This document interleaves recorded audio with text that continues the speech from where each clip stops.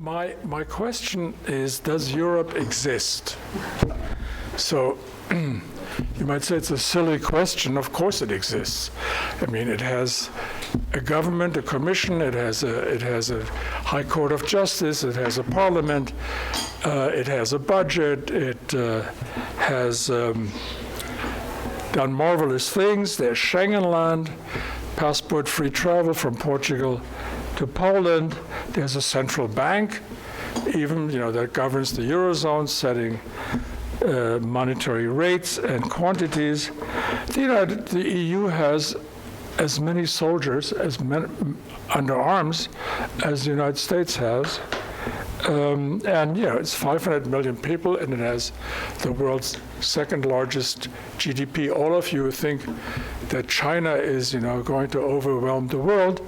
Just look at the numbers. I mean, the EU is about 7 trillion ahead in its collective GDP compared to China.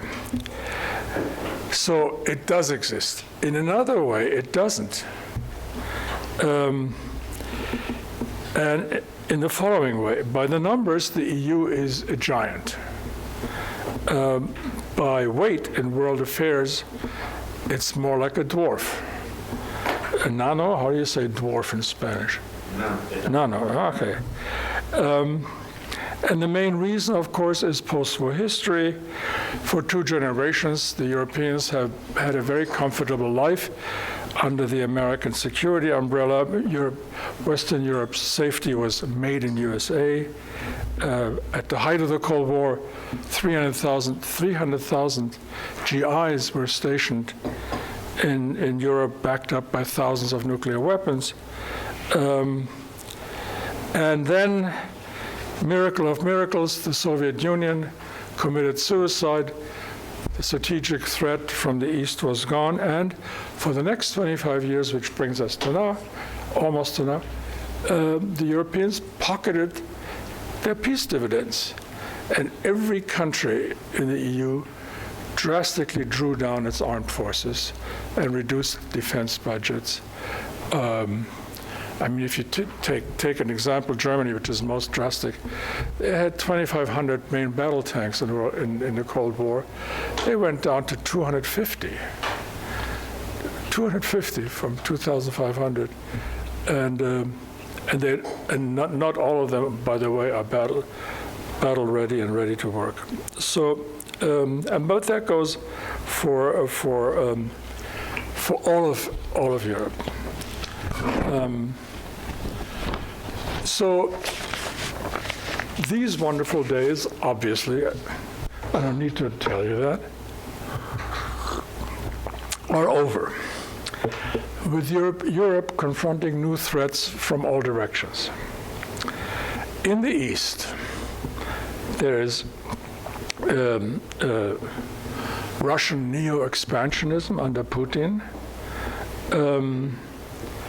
So Putin is pressing in from the east, having grabbed Crimea and sliced off part of the eastern Ukraine.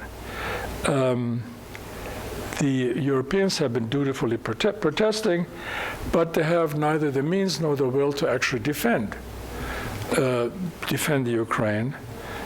And the Baltics might be next, and they might be the next victims. So that's the East. In the South, there's a very different threat. It's a non-military threat. Europe is besieged by vast civilian armies from North Africa.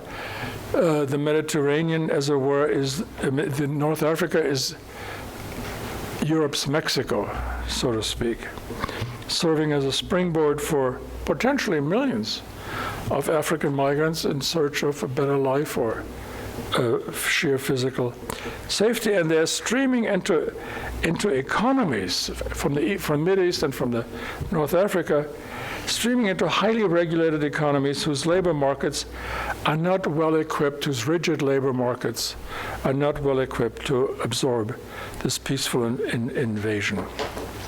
So this is the East, the South. Now on the inside, The problem with this uncontrolled, more or less uncontrolled immigration is that the pace of assimilation is slower than the pace of immigration.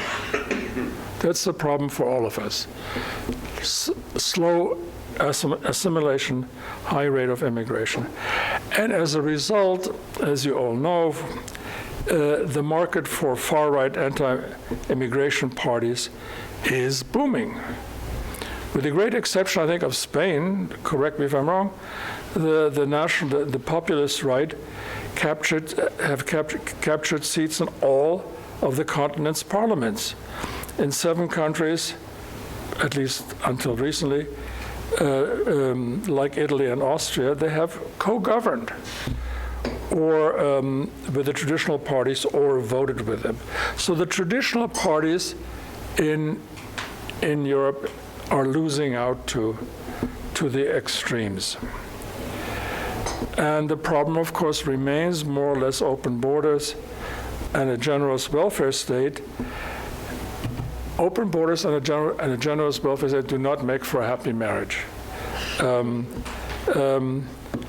They spawn resentment. You don't have to be a fascist to feel resentment that the newcomers are getting the same as I have, who have paid into the pension funds.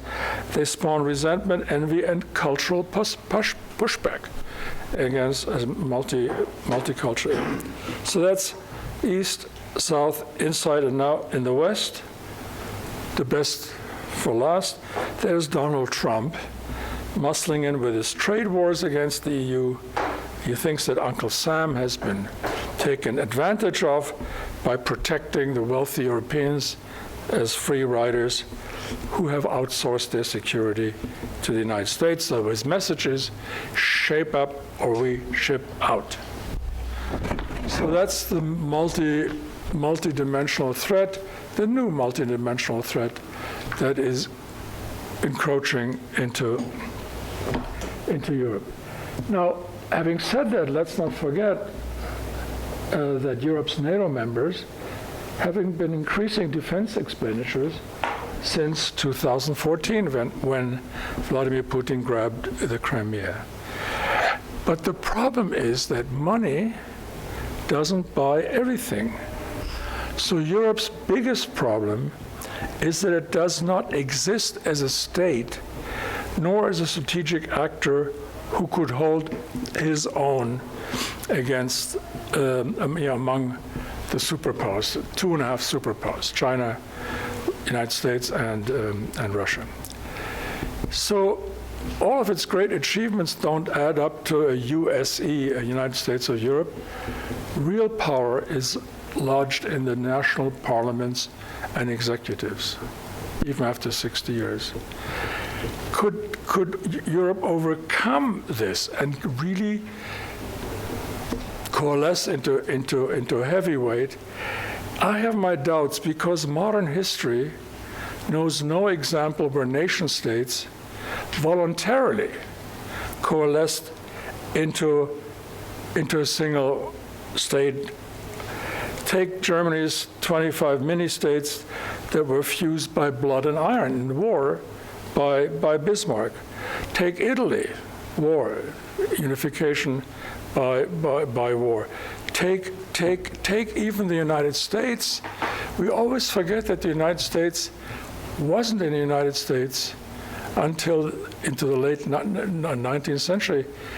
It took the United States a bloody civil war in the 1860s to fuse 2 parts into one. And in the course of the war, the Americans lost more men than in all wars afterwards. Though you might say, well, one reason why they lost so many is on both sides they had Americans. But it takes war to unify nations. That's what history tells you. And unification is not being achieved by committees working in Brussels or by national parliaments. Tell me in a discussion, can you imagine that national parliaments, the Spanish, the German, the French, would emasculate themselves for the sake of Europe? But to bestride the world as a heavyweight requires to crack the hard shells of sovereignty. The two most important ones are defense and public finance. So, I mean, it is unimaginable to me that at any time in our lifetime will Europe go to war because a majority of member states says so. Nor will elected governments hand over spending and taxation to Brussels, not when their fate at the ballot box hangs on the state of the business cycle of the economy. I don't think any national parliament will give up the power of the purse, of the budget, which is the very essence of parliamentary power. So the problem, I think I see, we talked about this in the discussion.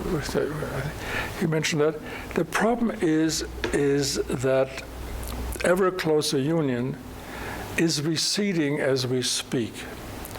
Why would I say so? Given all these magnificent achievements of the past 60 years. Start with leadership. Now you keep reading in the papers that the engine or the motor of Europe, it was always supposed to be the French and the Germans, the Franco-German couple, the tandem. Now, this marriage, I will argue, has never been a happy one. And today it kind of draws together two governments at odds with each other and their electorates.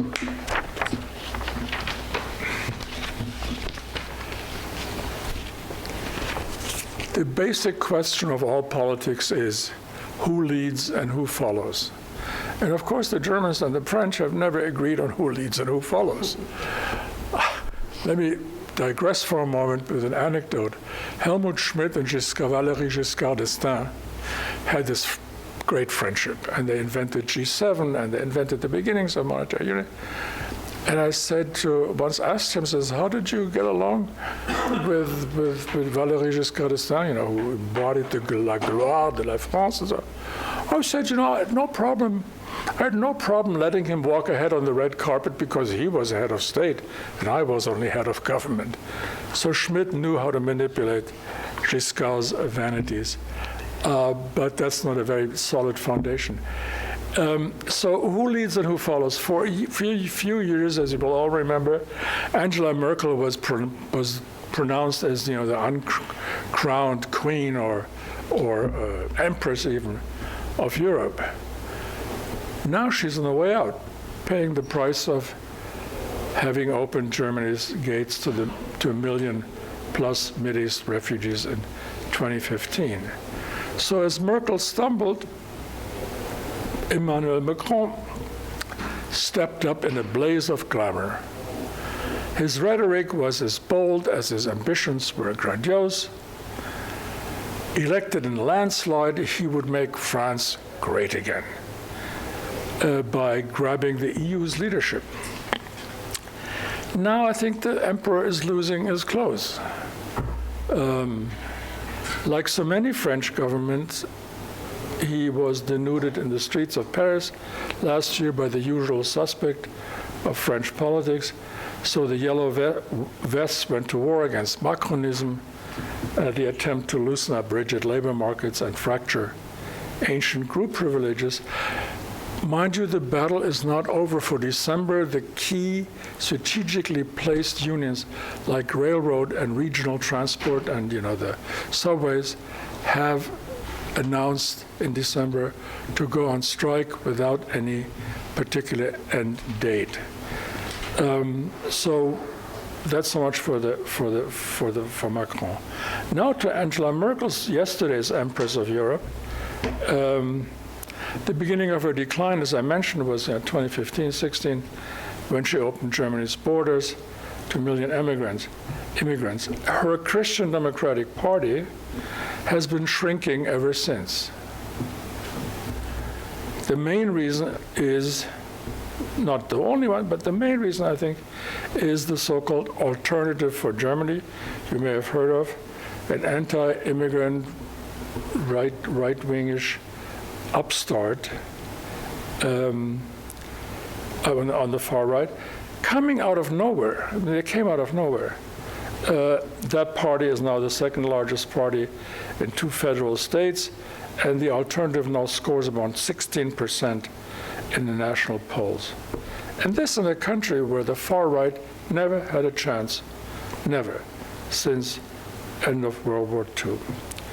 So this year, after 14 years in power, Angela Merkel began to ride off into the sunset. She walked off in the sunset. She renounced the leadership of her party and to a woman with an unpronounceable name. I'll try it. Annegret Kramp-Karrenbauer. So everybody calls her AKK. The party is now down to 26%, a steep slide from 48 and so percent in previous decades. That's quite a drop.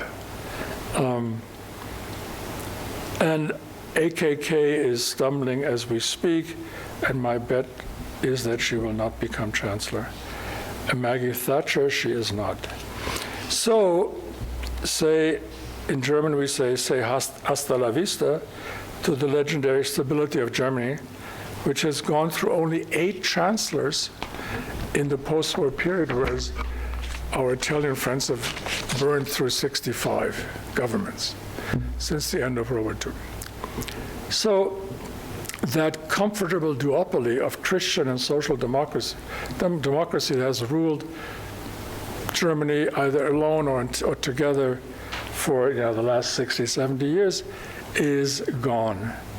If there were a general election today, this grand coalition of the center-right and center-left wouldn't get maybe 40%. The grand coalition currently in charge in Germany is a small coalition.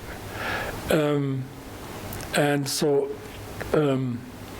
the once ultra-stable German party system, unlike every other party system in Europe, except Britain, has splintered in favor of the extremes on the left of the right, so you can look forward to shaky coalitions and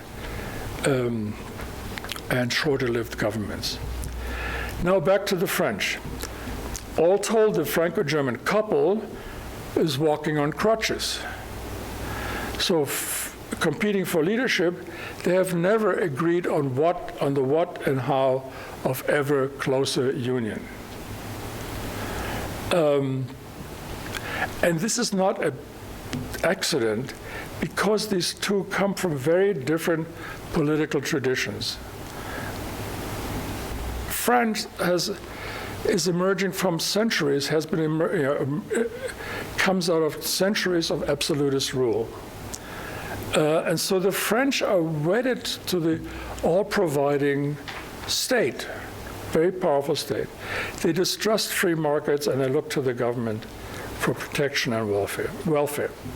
Across the Rhine, on the other hand, the Germans go back to a very different political tradition, not an absolutist tradition, but to the Holy Roman Empire, in which I think Spain had a role too at one point or another, where power was spread across dozens of kingdoms and cities and duchies. Especially after Nazi totalitarianism, the Germans cling to federalism, decentralization, and states' rights. Very different from France, but I think a bit like Spain with your problems here with the Catalonia and others. But the two of them come out of very different different traditions. So in Germany, decentralization is as German as VW and beer and Oktoberfest. And France remains the bastion of centralism. So that makes for very different policies on Europe and in Europe. Macron wants a European budget, centralized budget, and a European finance minister to spread the wealth from rich Germany to the stagnating or south. But with their balanced budget, the Germans naturally insist on fiscal discipline and pushing the members of Club Med, the southern tier, to get their house in order. So today, this kind of split on what Europe should be is one among the many threats to ever closer union. As the world is muscling in, the EU is drifting apart. And as you know, Brexit is the most blatant symptom of what I'm talking about. And for the UK, of course, it's not ever closer union, but simply no union. Then you have Hungary and Poland marching to the beat of authoritarian nationalism. They will gladly take billions in subsidies from the EU, but they will refuse to obey the dictates of liberal democratic virtue. Italy, of course, is in a class of its own. It's a historical first that left-wing and right-wing populists last year took power. It never happened before. So the right-wing league is out right now, but don't count out Salvini. Nor will this current center-left government be able to solve Italy's very serious economic problems. And so Italy is now the biggest threat to the survival of the Eurozone. Greece we could always pay for, not Italy.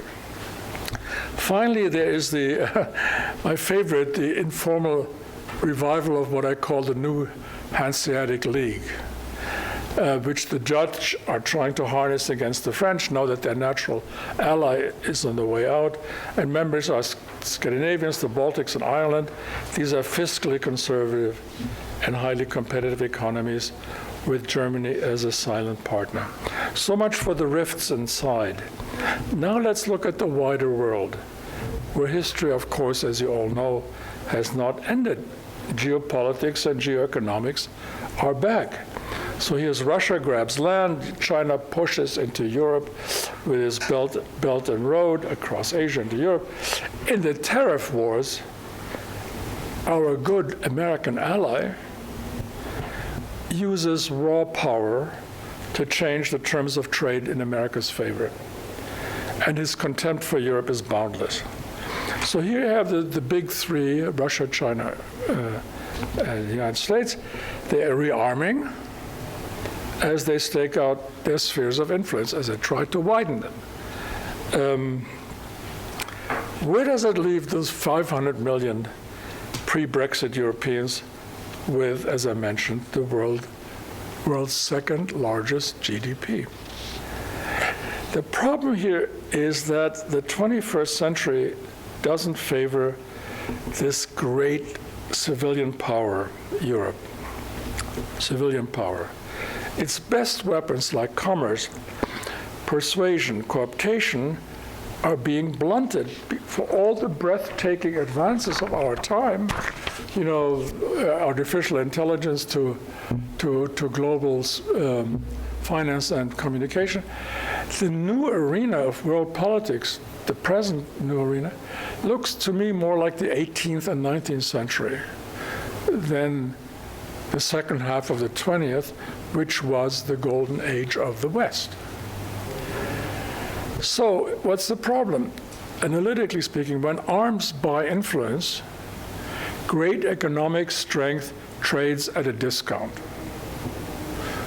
To draw power from economics, you need to have a peaceful world. In a non-peaceful world, this currency of power gets downgraded. So, unless you have steel behind the silk glove of diplomacy, states will not do well in power politics, nor will the EU, and then for reasons of psychology rather than lack of resources. And now I'm going to get into culture. We've talked about strategy, economics. I'm going to get to culture and psychology now. What happened here? 70 years under the strategic umbrella of the United States have triggered an unprecedented cultural transformation. Remember that here, this is a great place to speak about how in the old days, Europe used to be a race of warriors that conquered the world. Just think of your own Carlos Quinto and Felipe II. Think about the great Habsburg Empire. But and then of course all the others, all the way down to the 20th century. But the millionfold slaughter in 2 world wars, where Europe almost committed suicide, I think may have cracked the collective soul. So the battle cry, never again, has overwhelmed the search for glory and conquest and domination. Peace is better than heroism is the new European motto. And it's far less costly.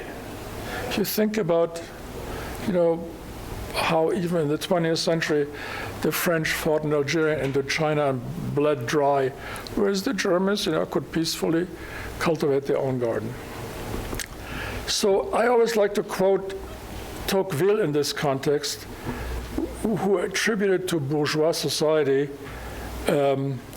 that bourgeois society renders men comparatively insensible to the violent and poetical excitement of arms and quenches the military spirit. So the warlike passions will become more rare in proportion as social conditions become more equal. End of quote. So that I think he foresaw that correctly. So today, nationalism, remember nationalism in the 19th and 20th century, nationalism is no longer expansive in Europe, it is defensive. Defensive because it's directed against immigration and globalization and sometimes imports and different cultures. And maybe only maybe France and Britain have still remnants of an ancient warrior culture, but in general, I would say the values of a traditional warrior culture that Europe used to be, honor, duty, self-sacrifice, have dwindled in favor of civilian virtues like cooperation and compromise. So Europe has been trying to set an example to the world. It would teach the world wisdom, the wisdom of accommodation, international institutions. That's what civilian powers do best. That's where Europe's comparative advantage used to pay off most. This was a marvelous business model that we had here. Marvelous business model. It kept Europe out of harm's way and made it rich. Today, this cultural transformation depended on a reliable American security guarantee, but that pillar is shaking, as we know. So the European tragedy is the gulf between fabulous wealth and feeble will, between a glorious past and a future dimmed by the return of power politics. So then again, my basic thought, the new threats are devaluing the EU's abundant civilian assets. But it takes the United States of Europe to play in the great power league. So what would it take to make Europe great again? Well, the post-Brexit 27 would have to come together in a single state with a strong executive like the American one. But with their histories dating back to Rome, the EU 27 will not replicate the American experience, in Philadelphia in 1787. Time, I would argue, is not on Europe's side, not with Vladimir Putin pressing in from the east and Donald Trump threatening to move out. So it would help to buy some insurance by arming and training a credible force embedded in NATO. Why NATO? Well, cold-eyed analysis would impress on both Americans and Europeans what a good deal the Atlantic Alliance has been. I mean, for the Europeans, one big American umbrella, if you can keep it, is more reliable than lots of little European ones, while a single European army remains a dream. For the United States, it's all about being here. The alliance, his birthday, his 70th birthday is coming up, has spared the United States a remake of World Wars I and II, when it first kind of hung back, getting in at the last minute in both wars, and then expending hundreds of thousands of lives to restore the balance. And compared to that, staying in Europe, just being here, was a hell of a lot more effective and cheaper. So, squeezed by Russia and China, the United States shouldn't want to ditch Europe. This is what I'm talking to Mr. Trump, no, not to you. You shouldn't want to ditch Europe, not with its 500 million people and its second largest GDP. Without its older European cousins, the US would be a lonely giant with a limp. What about Europe? Europe is a giant with too many heads and feet. That's its problem. The US will be limping, the EU, too many heads and feet. It should be on the great power stage, but these days it's wandering off, divided and without direction. It will muddle through, of course, as always, but the new post-war relationships have turned against Europe. And so this should be a wake-up call. As Angela Merkel put it in the age of Trump, quote, we have to go some way toward taking our destiny into our own hands. Very, very Angela Merkel-like. We should have to go some ways, blah, blah, blah. But anyway, she seemed to recognize what was up. So on that note, quoting former Empress Angela, I want to close, and I hope that in the discussion you will tell me that, don't worry, Europe will take its destiny in its own hands if Big Brother from across the sea leaves against his own best interests. So I think you should tell me, I hope you will, can Europe get its act together, or is my analysis too skeptical? Can Europe energize itself? So, thank you very much for listening.